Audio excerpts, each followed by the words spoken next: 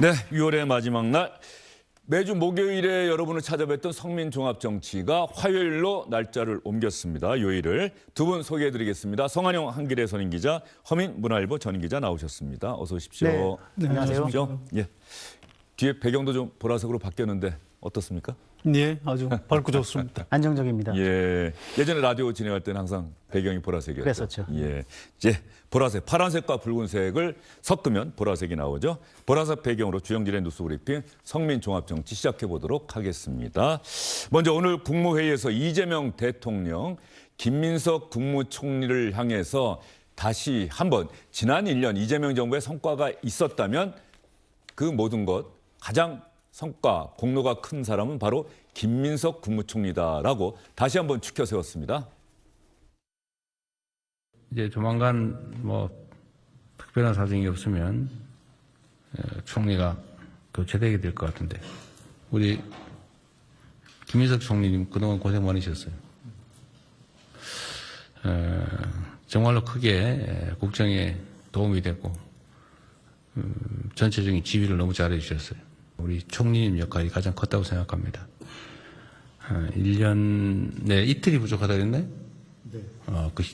이틀 남았습니다. 이틀 남았어요. 어쨌든 363일 된 모양이군요.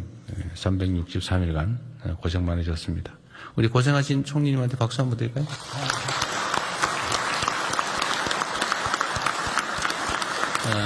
저희 정부가 해결해야 될 그런 여러 가지 문제들이 남아있는데 그것은 국회와 당으로 돌아가서 또 계속하겠습니다.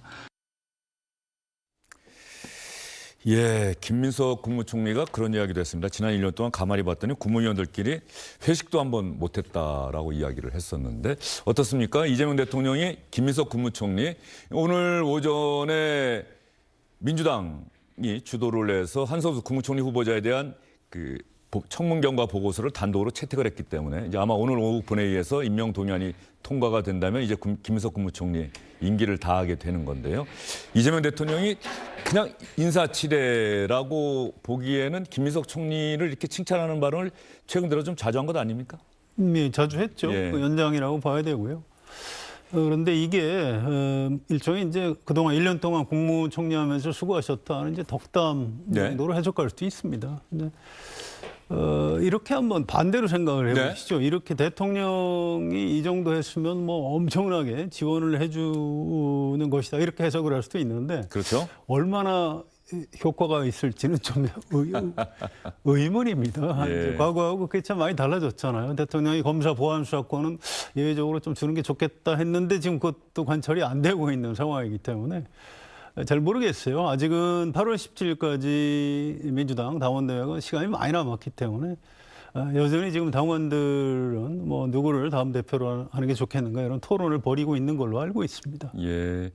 그런데 성한영 기자 이렇게 말씀을 하시지만은 그래도 이재명 대통령 지금 민주당 정부, 민주당 집권 세력 내에서는 이재명 대통령이 어떤 면에서 보면 가장 강력한 정치인 아닙니까? 그렇습니다. 예. 이른바 이제 뭐 그 법적 단어는 아닌데 1호 당원 뭐 예. 그런 표현이 있고요. 또 민주당의 당원에 보면 뭐 그런 게 있습니다. 대통령은 그 당론 형성에 얘기를 할 수 있는 권리가 있고요. 또 민주당의 당원, 또 강령 이런 거를 국정에 반영해야 될 책임도 있습니다. 그래서 정치적으로 굉장히 비중이 큰 당원이죠. 영향력이 있다고 봐야 되고요. 어쨌든 민주당의 권리당원들도 이제 바로 그런 지점, 대통령이 너무 당무에 깊숙이 개입하는 거 아니야? 이제 이런 반감도 있는 반면에 대통령이 결국 국정에서 성공을 하려면 좀 뜻이 맞는 사람하고 대표를 하는 게 좋겠다 이런 의지를 저 정도까지 간곡하게 내비치는데 좀 도와줘야 되는 것 아니야? 이런 찬반 양론이 좀 있다고 합니다. 조금 더 시간이 필요할 것 같습니다. 예, 과연 당원들은 또 민주당을 지지하는 국민들은 이재명 대통령의 이런 거듭되는 김민석 총리를 칭찬하는 발언에 대해서 또 어떤 반응을 보일지가 궁금한데요. 허민 기자의 생각과 판단은 어떻습니까? 네, 전적으로 거의 대부분 성한용 기자의 진단과 일치하고요. 대통령이 한마디로 김민석 지금 총리를 차기 전당대회에서 이겨야 할, 그래서 소위 이제 이재명 정권의 중반기, 예, 전반기, 중반기. 그렇습니다. 예. 전반기, 중반기를 같이 해 나갈 파트너로서 인정을 하고 그것을 계보학적 계승을 해야 된다라고 선언을 한 거다 저는 그렇게 생각을 하고요.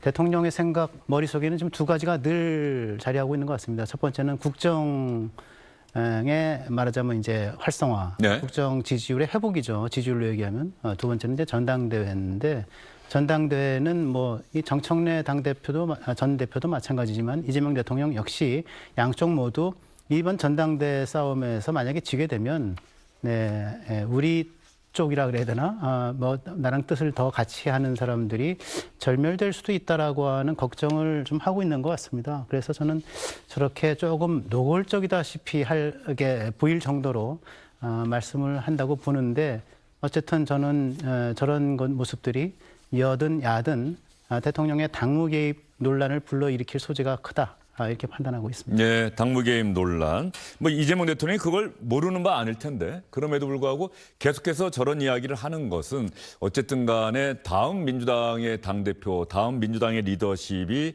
이재명 정부와 호흡을 잘 맞춰나가는 그런 리더십이었으면 좋겠다. 여기에는 역설적으로 정청래 대표가 그렇게 말만 하면 이재명 정부의 성공, 이재명 대통령의 성공을 위해서 뒷받침하겠다고 이야기를 했는데 이재명 대통령과 청와대의 생각과 판단은 아니다. 정청래 대표는 말만 그렇게 했다. 이런 겁니까? 네, 그렇습니다. 이재명 대통령으로서는 지금 절박하다고 보여줄 수 예. 있습니다. 원래 그 대통령의 임기 중에 절박함이라고 하는 것은 특히 당청 관계에 있어서 절박함이라고 하는 보통은 임기 3년 차 지나서 이제 이 후반기에 접어들면서 나타나는 것이죠. 그렇죠. 그때 이제 소위 미래 권력이 현재 권력에 대한 차별화를 본격화하고 이러면서 이게 절박하구나 이런 것을 느끼는데 지금 집권 2년 차에 이렇게 절박함을 느낀다고 하는 것은 사실 좀 이례적인 거라고 저는 생각이 들거든요.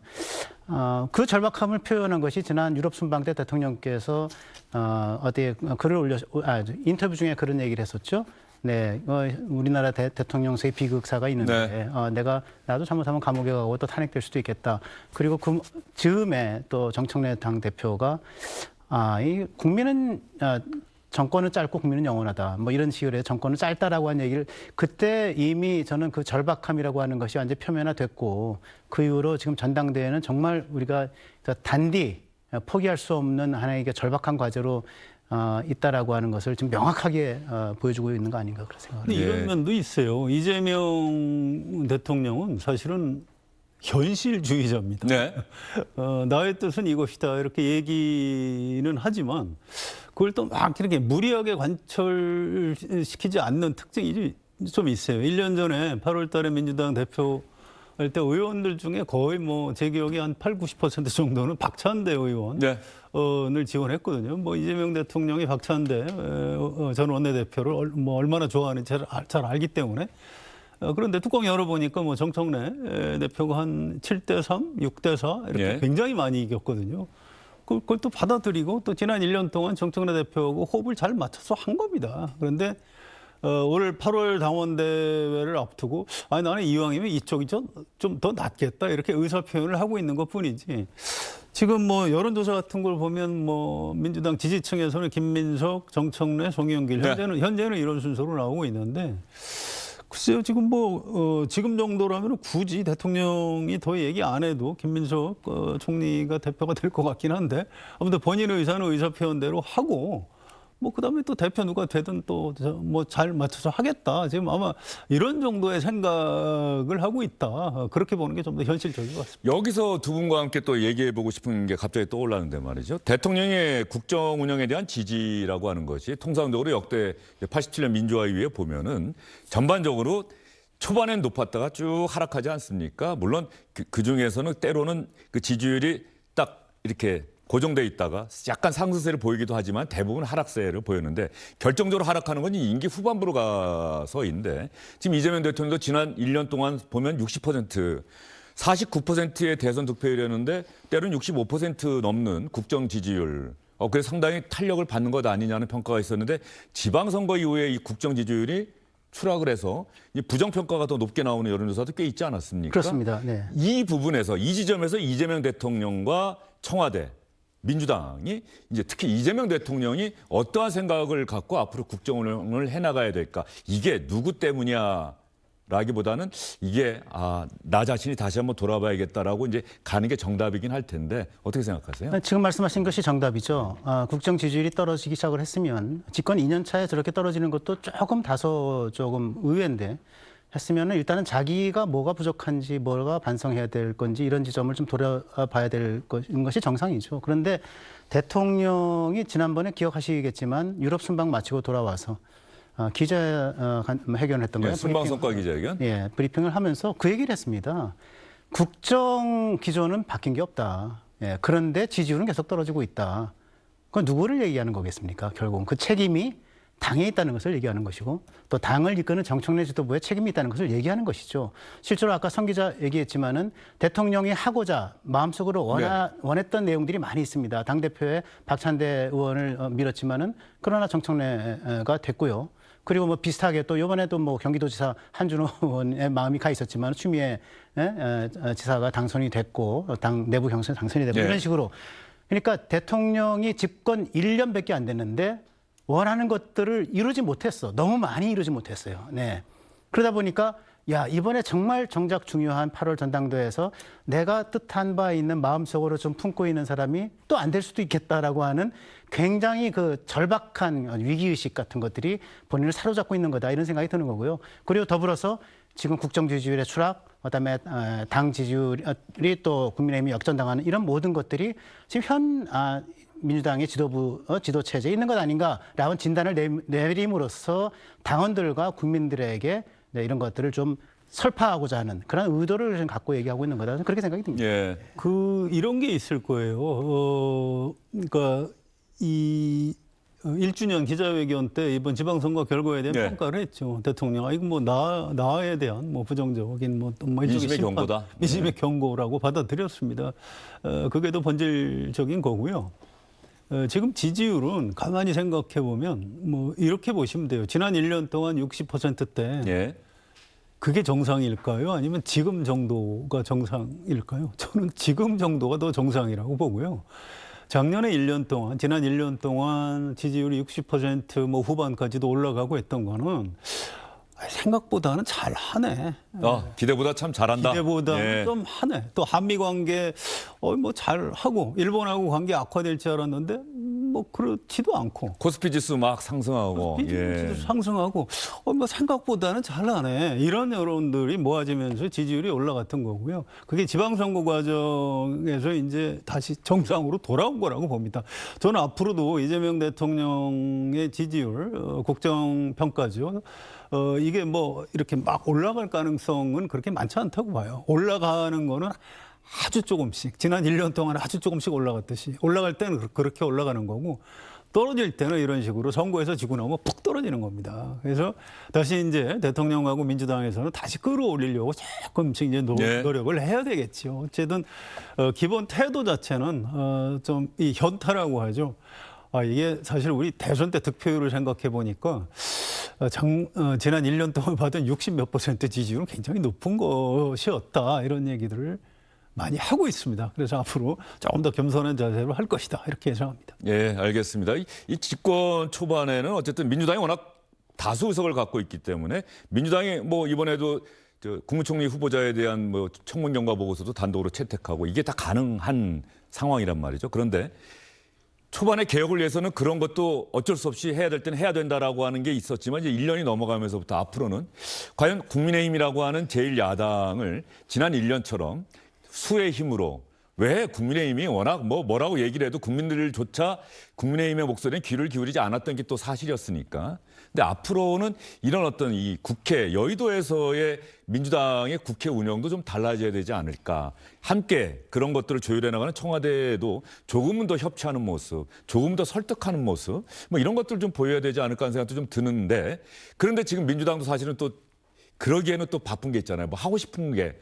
우리를 지지했던 분들이 해야 된다라고 얘기했던 검찰개혁이나 이런 것들을 하려고 하는데 야당과 뭐 협의해서 해나가려고 하면 야당은 무작정 시간만 끌려고 할 것이고 그러니 이거는 또 뭔가 우리가 속도전을 해야 되고 이런 딜레마 상황을 앞으로 집권 2년 차에는 어떻게 해나가야 될까 두 분 생각 좀 간단히 여쭤보겠습니다. 예, 뭐 조금 아까 역시 성 기자 얘기한 거에 전적으로 동의하고 그것이 내 책임이 크다. 반성부터 하면서 근본적인 원인을 이제 들춰내고 그리고 그거에 대한 맞는 처방을 해야 되겠죠. 그리고 지금 앵커가 얘기하는 그런 식의 사고를 하는 게 너무너무 좋을 것 같아요. 그러니까 결국 의회민주주의라고 하는 거는 이제 국민에게 권력을 위임받은 국회의원들이 여야로 나누어서 국회에서 협치와 타협을 통해서 그죠?